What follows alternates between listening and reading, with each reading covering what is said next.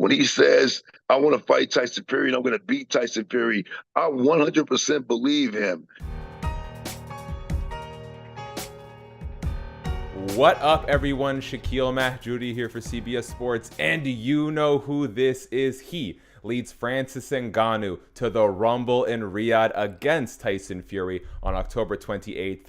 K1 vet, renowned coach, and Team Combat League president, Dewey Cooper. How's it going, man? I'm terrific. Thanks for having me. Yeah, I'm in Riyadh, Saudi Arabia right now. We're going to be going to the gym with Francis in another hour. Things are great. You're going to the gym in an hour. It's practically bedtime over there, man. Yes, remember he'll enter the ring at 1 a.m. Riyadh time, Okay, which will be right. 6 p.m. New York time, East Coast, and 3 p.m. On the West Coast. So we're adjusting the schedule. So we're training Okay. late night, Okay. 11 midnight. We're training late. Okay, so you guys have headed there like a good 2 weeks early to basically start acclimatizing him to the time, changing his Yes, sleep schedule, just kind of getting him ready for that late start, right? yes. Yes. Yeah, things is wonderful. My first time here in Riyadh has been incredible. Beautiful city. We've had the red carpet treatment. It's been an amazing time here thus far. Now, speaking of red carpet, when it comes to like boxing cinema, is that Rumble in Riyadh trailer among the greatest fight promotion videos you've ever seen, Dewey? 100%. It's Marvel meets a real fight. I mean, it's incredible. And there'll be other videos being released to really blow people's minds. But yeah, it's an incredible video. I was there when they made the video. About 6, 7 weeks ago, and we knew it was going to be amazing. I can't help but ask. Shortly after that video came out, like later that same week, the security footage emerged of Francis pushing on a glass door at a shop and basically just busting down the whole thing. People are wondering. It's like it follows the same trend as that trailer did. Was that real or was that more promo for the fight? No, that was real, and Francis is very strong. I mean, Clearly. and he's even stronger now. But yeah, that was real, the real deal. Okay. Well, shout out to the shopkeep for coming to his senses after an understandable sort of befuddlement, and shout out to Francis for I understand offering to pay to get the doors replaced. Yeah, absolutely, 100%. Francis Amazing. is a great guy, and he definitely took care of the cost for everything. Now let's look at the Tyson Fury fight a bit. It's the latest in a trend we've seen over the last several years of MMA fighters making that transition to pro boxing. We had Floyd Mayweather and Conor McGregor. Obviously, Tyron Woodley and Nate Diaz fought Jake Paul, and now you have Tyson and Francis Ngannou taking on the great heavyweight champion Tyson Fury. When you look at some of the other sort of MMA crossovers into boxing, what are some of the things you identify that might work or might not work from past attempts to do such a thing? Well, boxing is a fine-tuned sport. It's a very, very uh what's the word should I use? It's a very detailed sport as far as your striking. So there's not a lot of windows for error. So we tried to simplify what Francis does and make sure he's not showing anything that Tyson can pick up on and easily take advantage of. That's the main thing. You mentioned those previous fights, the boxer versus MMA fighter. This is a little special compared to all of those. First of all, Jake Paul is just starting boxing, fighting MMA guys. So you really don't consider those, even though Jake Paul is doing wonderfully and all of that. You consider the Mayweather versus McGregor fight more than anything. Yes. However, in that fight, the tables were turned. Conor was the young guy. He was the bigger guy. Floyd was 40 years old, out of his prime and all of that. So even that fight can't be compared to this fight. This fight is a prime boxing champion, undefeated and in his prime. Floyd was undefeated, but he was older. Conor was much younger and bigger. All these advantages went towards Conor, even though I knew Floyd was going to stop him. I predicted that fight. However, in this fight, you have Tyson Fury, who's a year younger than Francis, who's right now the current, in his prime, undefeated heavyweight boxing world champion. So this fight is a little different in that regard. You're fighting a prime boxing champion who's undefeated and who's at the peak and the pinnacle of his career. And we're coming off no fights in boxing. First fight in boxing, fighting a 10-round fight against the heavyweight lineal best. So, and then by the way, Fury's the bigger guy. Unlike Mayweather being a bigger guy, he was a smaller guy against Conor. So we're fighting the bigger guy, slightly younger guy in his prime. So we're taking the real step into the deep end. Francis is taking the deepest, biggest step when you talk about the boxer MMA crossover fight, and he's ready for it. Yes, well, I mean, you beautifully summarized just what a feat it would be for Francis to overcome Tyson. And I know we can't discuss the game plan too much. You talked about sort of Francis's defensive awareness. Is there anything you can share about what you're kind of hoping to draw out of Francis offensively in this fight? Everything. Francis is an athlete. He can do it all. Don't be surprised when you see a really, really good exhibition of boxing technique. And I use that word not meaning the fight will be an exhibition. A lot of people online are thinking this fight will be an exhibition. This is a real 10-round fight, guys. This is no exhibition. Please quit saying that on the media. This is a real 10-round fight. Like I said, Francis is taking the biggest step in the deep end of any of these guys in the history, and the reward's going to be bigger than any reward in history. He's going to have the biggest upset in all of sports history coming October 28th. That's what we expect.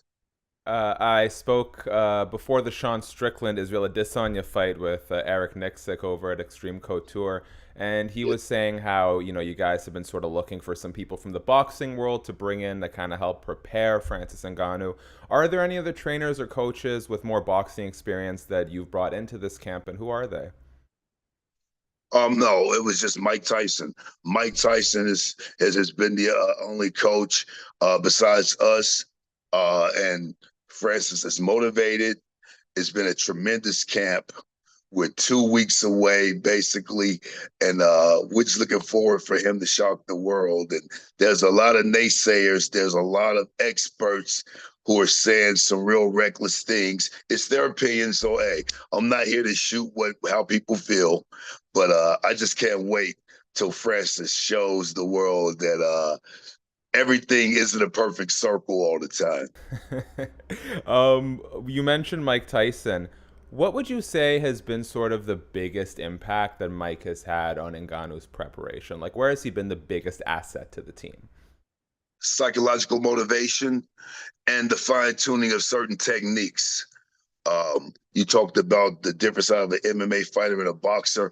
There are several nuances in the way punches are delivered and stuff of that nature.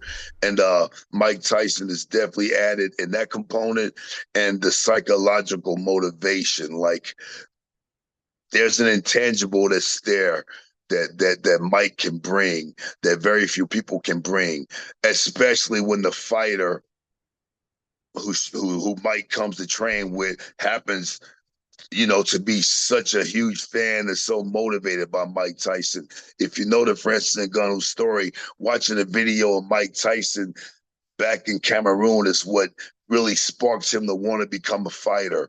And from watching a video of Mike Tyson motivated him to take that journey and become the man he's become in the fight world. So when you could have a guy like that in your corner who truly motivates you, like me, I love Muhammad Ali.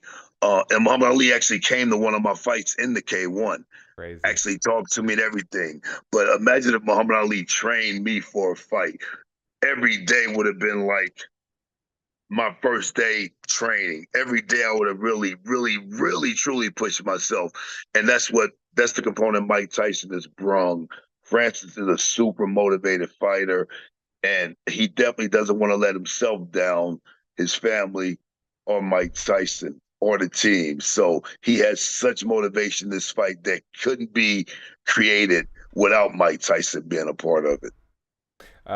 Thank you for your time, Dewey. Just a couple more things on Francis before we do a bit of a deep dive on Team Combat League. Now, the padding is there to protect you and aid in training, but what's the hardest that Francis has ever hit you? I mean, he's hit me so hard so many times. He's hurt me so many times. I'm numb to getting hurt. I mean, the body shots, the straight right. I mean, the overhands. I mean, he's hit me with everything, and I want him to hit me hard, and I want him to hurt me. I want him to break my ribs and stuff like that. I truly do, because we have one rule: hit your opponent as hard as you hit your coach. Okay. So I implore him to more power, hit me harder. Trust me, when I go home, I am hurting. But there's a greater good at play here. And when he hits Tyson Fury the way he's hitting me, I'm gonna be in the corner really pleased to see it. Well, you would hope so. It'd be offensive if Ngannou didn't give it his all at that point after everything he put you through. I know a video came out. Well, there was the open workout footage. I'm not sure if you saw some of the reactions online. I know John Fury, of course, chimed in, but people Yeah. weren't super impressed with what they saw from Francis. Is this the situation of people not knowing what they're seeing, or is there a little bit of like mind games happening here as you guys are preparing for this fight?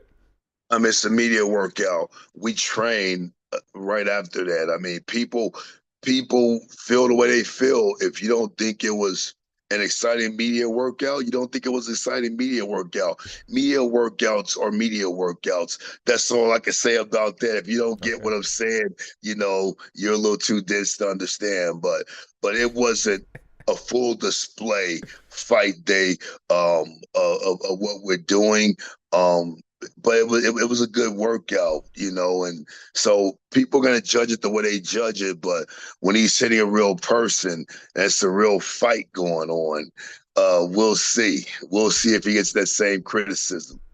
Last thing on Francis before we do our Team Combat League deep dive. Now, obviously, we don't want to look ahead of Tyson Fury, but we do know that Francis has expressed a desire to return to MMA after this fight. And it's always fun to do a little bit of matchmaking. Is there anyone you sort of have your eyes on in a dream scenario that you think makes for a realistic first PFL opponent for Francis? Eric Nixick and the guys, I'm sure they have, but me, I'm a really simple guy. We have one task, and that's Tyson Fury. And guys, that's a magnificent task. That's a huge, huge task. It's not an impossible task like people are thinking, though. So there's some guys that'll be interesting in the PFL, but right now I just want Francis to get through this fight victoriously and healthy. And after that, he'll go to MMA. Him, the management team, the PFL will decide who it is, and then we'll prepare him for another victory. All I care about is once we get a name, then we get to go to work. All the rest of the stuff is out of my control. Francis, Markel, Andrew, those guys do a tremendous job on the matchups and who they want to fight. And whomever it is, it's going to be the same thing. Our goal is knockout victory every time, if not getting the win. You know, one thing I've really sort of picked up on, I really appreciate over the course of these last 14 minutes, is sort of your grounded understanding of the challenge that's ahead of Francis, but also this sort of unwavering belief in him. If you had to boil it down to one thing, why is it that you have the belief in Francis Ngannou that you do? Because he's made a way out of nothing. I mean, guys, I was just in Africa. I didn't go to Cameroon. I was in Rwanda. And I went to a lot of small areas, a lot of village areas, and areas like he grew up in where there's not a gym anywhere around. There's not a coach anywhere around. Um, for a person to come from those surroundings to come up with a dream at 22, 23 years old already and accomplish it, going through so many adversities that we can't even speak of or think of, and still accomplish it to become UFC heavyweight champion, Mm-hmm. and now to be embarking on a super mega fight just because one day he decided, I want to be a boxer. Yeah. I can't go against him. I've seen Francis tear his ACL and PCL 3 weeks before our toughest fight on paper in the UFC. We begged him not to fight. Even I begged him not to fight. I thought he'd be immobilized. I thought Cyril Gunn's movement and kicking ability would be too much with an injury that's severe. And what did Francis say? Sorry, guys, I'm doing this. I'm winning this fight. And what did he do? He beat He won Cyril the. Gunn with one leg. One leg. So after these things that I've witnessed with myself, with him being a part of Team Ngannou, I witnessed him train. I witnessed him go through so many adversities.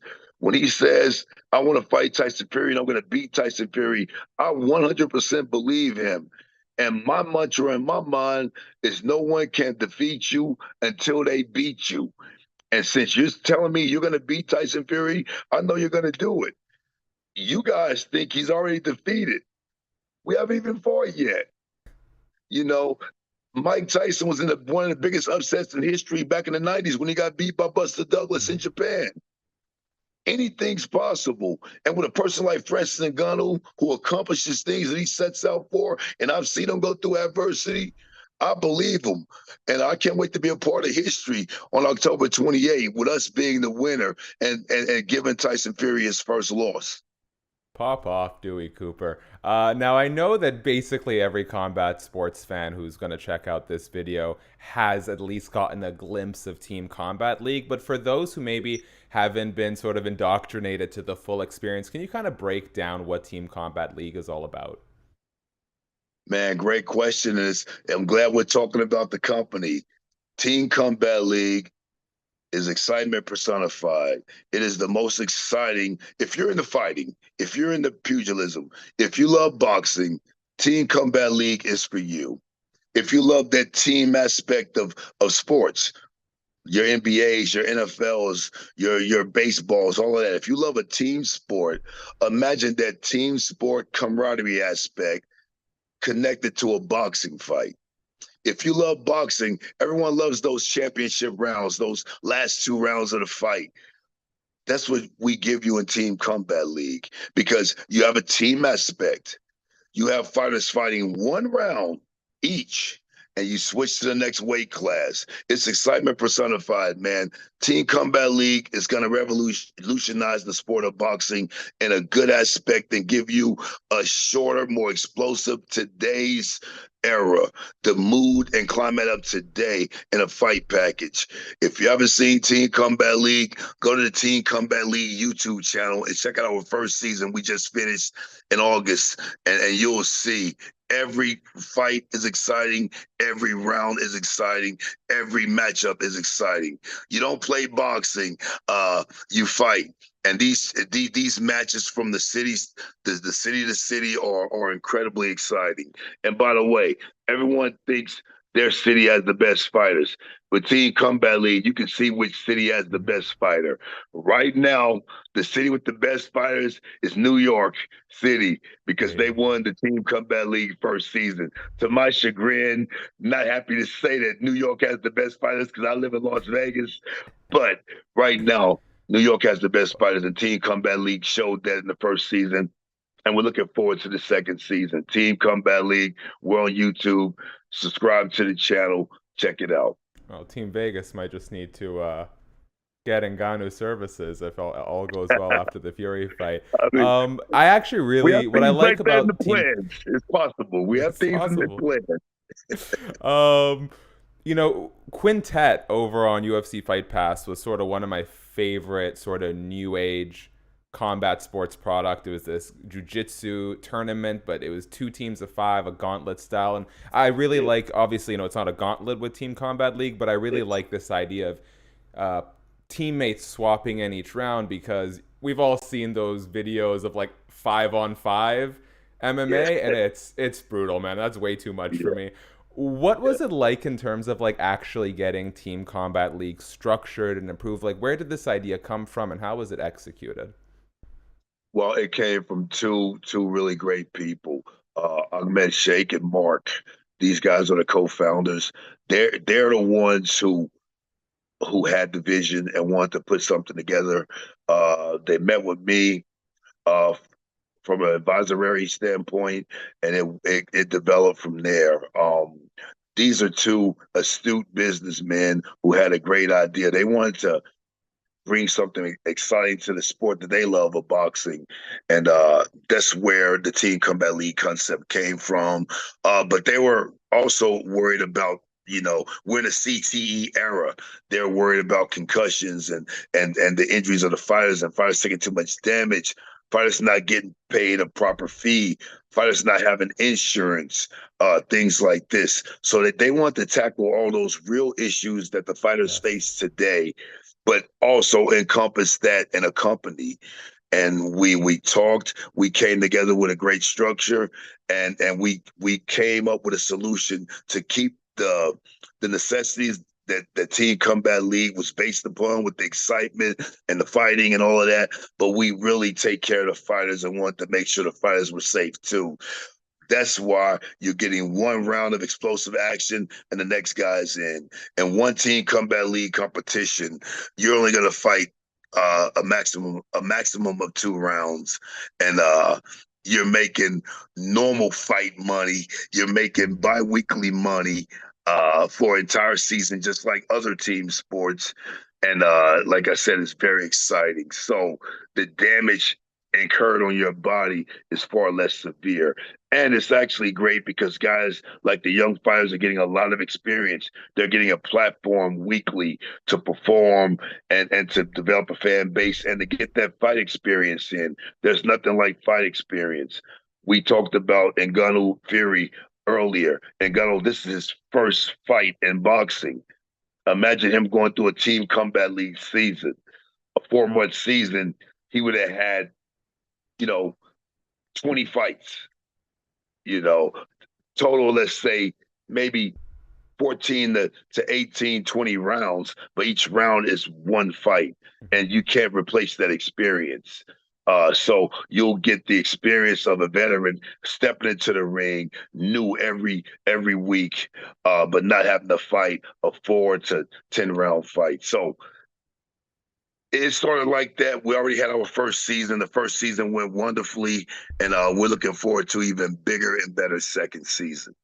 Do we have a premiere date for season 2 yet? Yes, the season will kick off in February, season two, and we're looking forward to it. Of course, a lot of things will happen before. In November, we're gonna get the business going, rolling again, and putting things together. There's several new teams added, which means more excitement, more cities are added. So we'll get all of that stuff situated. We'll have tryouts and stuff like this. We'll have content out to really keep the fans excited about season two, and season two will roll around faster than you think. I assure you that. Wonderful. Dewey, I've kept you long enough. I want to leave you with the last word, so I'll do my part very quickly. Guys, thank you so much for checking out the video. If you're here, please subscribe, tap the bell, thumbs up, check out the written work over at cbssports.com. Most importantly, Team Combat League returning season 2 in February. I know you've got lofty ambitions, Dewey, that, give it 3 to 5 years, we're going to be talking about it the way we talk about the NBA, the NFL, the MLB. If there's anything you want to let the people know, man, whether it's Ngannou versus Fury, Team Combat League Beyond, the floor is yours. Well, first of all, I just want to thank you guys at CBS Sports for having us. Um, the Ngannou fight, you guys already know. Tune in, check it out, October 28th. Team Combat League, guys, get online, watch the fights. I assure you, you can't find a boring competition. You can't find a boring matchup. So if you don't believe me, prove me wrong. Go online, Team Combat League YouTube channel. Check out the first season. Hopefully root for the Las Vegas Hustle.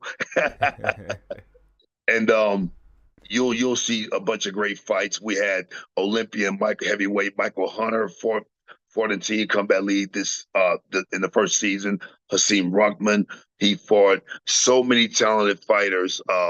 Guys, I guarantee, check out Team Combat League. You will be impressed. You'll be you'll be hooked, and you'll definitely be involved in the second season. We have a lot of exciting things going on with the company, and it's only going to get better. And by the way, we feature women as well as the men on the same team. The women also fight. So it's not just all guys. You got the ladies fighting as well on the team, and it's really terrific. Hope you guys check it out. Team Combat League is excitement personified.